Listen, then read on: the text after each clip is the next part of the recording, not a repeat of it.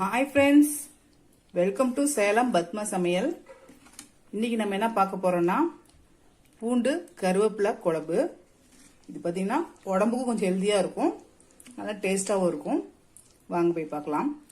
அதுக்கு முன்னாடி நம்ம சேனல் இப்போ தான் புதுசாக பார்க்குறீங்கன்னா சப்ஸ்கிரைப் பண்ணிக்கோங்க, பக்கத்தில் பெல் பட்டனையும் கிளிக் பண்ணிக்கோங்க. இப்போ பாருங்க, நான் வந்து ஒரு பேன் வச்சிருக்கேன். இதில் வந்து நான் 2 கைப்பிடி அளவுக்கு கருவேப்பிலை நான் கழுவி நல்லா காய வச்சு எடுத்து வச்சிருக்கேன். அதை போட்டுடலாம். போட்டு இது நல்லா வெறும் சட்டியிலே வறுத்து எடுத்துக்கலாம். இப்போ பாருங்க, வறுபட்டுருச்சு. இப்படி எடுத்தா நமக்கு ஒழியணும். இப்போ இது ஆறட்டும். இப்போ பாருங்க, நம்ம அந்த கருவேப்பிலைய மிக்சி ஜாரில் மாற்றி பவுடர் பண்ணிக்கலாம். இது ரொம்ப நைஸாக இல்லாமல் கொஞ்சம் கொரகொரப்பாக நம்ம அரைச்சிக்கலாம். பாருங்க, நான் இந்த அளவுக்கு அரைச்சி வச்சிருக்கேன். ரொம்ப நைஸாக இல்லாமல் இந்த மாதிரி அரைச்சி வச்சாச்சு. இது ஒரு பக்கம் இருக்கட்டும். இப்போ பாருங்க, நான் வந்து ஒரு பாத்திரம் வச்சிருக்கேன். இப்போ இதில் வந்து நான் நல்லெண்ணெய் ஒரு 4 டேபிள் ஸ்பூன் அளவுக்கு ஊற்றுறேன். இதுக்கு எண்ணெய் கொஞ்சம் நிறைய ஊற்றினா நல்லாயிருக்கும். நான் 1/2 டீஸ்பூன் கடுகு போடுறேன், 1/2 டீஸ்பூன் ஜீரகம், 1/2 டீஸ்பூன் வெந்தயம், 1/2 டீஸ்பூன் மிளகு, 2 காஞ்ச மிளகாய். இப்போ நான் 4 பூண்டு இந்த மாதிரி உரிச்சு வச்சிருக்கேன். அதை போட்டுடலாம்.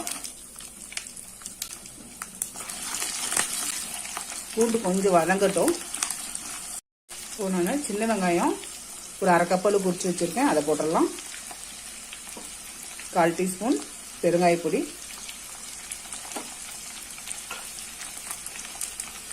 கொஞ்சமா கருவேப்பிலை போட்டு வெங்காயம் வதங்கட்டும். இப்போ நம்ம அரைச்சி வச்ச இந்த கருவேப்பிலை பொடியை போட்டுடலாம்.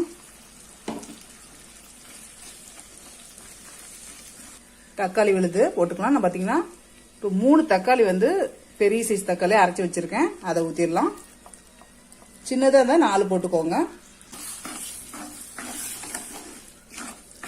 பச்சை வாசனை போக கொதிக்கட்டும்.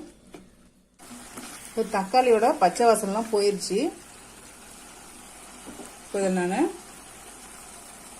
1 டேபிள் ஸ்பூன் மல்லிப்பொடி,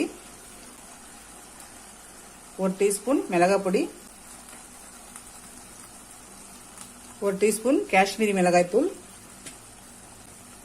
1/4 டீஸ்பூன் மஞ்சள் பொடி, உப்பு தேவையான அளவுக்கு போட்டுடலாம்.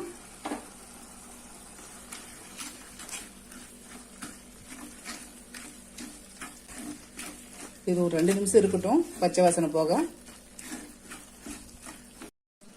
இப்போ பாருங்க, நல்லா பச்சை வாசனை போயிடுச்சு. இப்போ நான் சின்ன லெமன் சைஸு புளி கரைச்சி வச்சிருக்கேன். இப்போ இதை ஊற்றிடலாம்.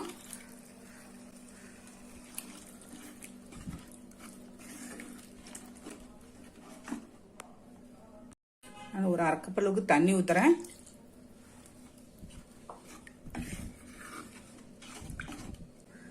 இப்போ க்ளோஸ் பண்ணி மீடியம் ஃப்ளேமில் ஒரு 10 நிமிஷம் கொதிக்க வச்சுக்கலாம். ஓப்பன் பண்ணிக்கலாம்.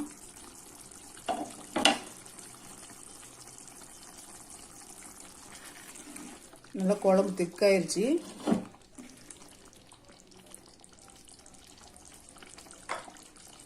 இப்போ இதில் நான் சின்னதாக வெல்லம் வச்சுருக்கேன். அதை போட்டுடலாம். இப்போ ஸ்டவ் ஆஃப் பண்ணிடலாம்.